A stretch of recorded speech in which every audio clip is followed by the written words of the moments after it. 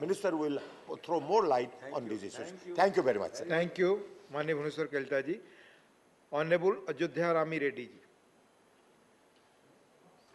Namaskar, sir. Thank you for giving me this opportunity to speak on the Biological Diversity Amendment Bill 2021.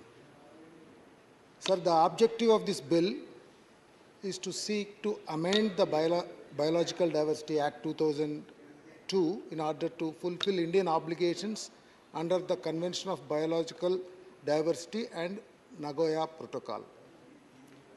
The key features of this bill are: it reduces the pressure on wild medicinal plants by encouraging the cultivation of medicinal plants. It exempts Ayush practitioners from intimating biodiversity boards for accessing biological resources. It facilitates fast tracking of research. It aims to bring more foreign investments. It seeks to regulate who can access biological resources. The bill has also clarified and strengthened the role of state biodiversity boards. It has changed certain criminal offences related to these violations on access to biological resources and benefit sharing with the community.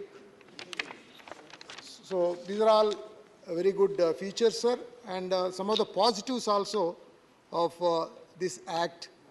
The earlier act imposed a heavy compliance burden and made it hard to conduct collaborative research and investments. This bill addressed these problems. The amendments provided for access and benefit sharing of traditional knowledge to Ayush practitioners is addressed in this bill. This would help in promoting further research in this sector. The bill also amends the Act to include references to the Nagoya Protocol regarding the access and benefit sharing. Thus, I congratulate the government on taking us further in our commitment to the growth of biodiversity through this bill. Sir, I have few problems, which this bill need to be looked into.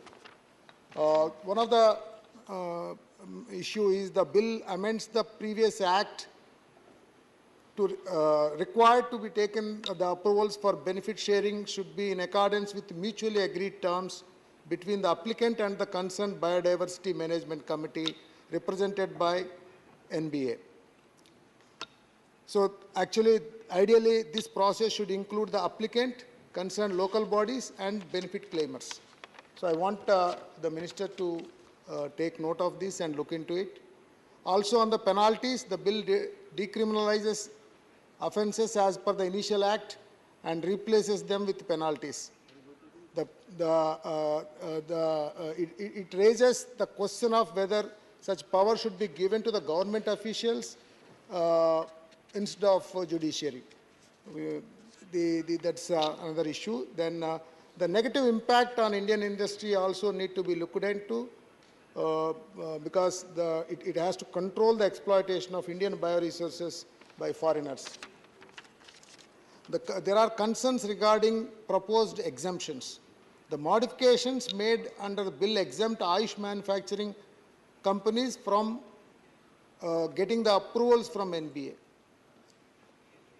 So a joint parliamentary committee constituted to analyze the bill raised in the matter for proposed exemptions, opening the law for abuse. So it was unclear if companies had even paid communities despite commitments. Thus, the role of NBA should be clearly stated to prevent such incidents. With climate change escalations endangering our biodiversity, I would like to emphasize that we need a cohesive and coordinated approach between the international obligation as part of CBD and all related union ministries to effectively protect and promote our biodiversity and its benefit. In this regard, I urge the Centre to address these problems, and with these suggestions, I support the bill. Thank you, sir. Thank you. Honorable G.K. Vasan. Honorable G.K.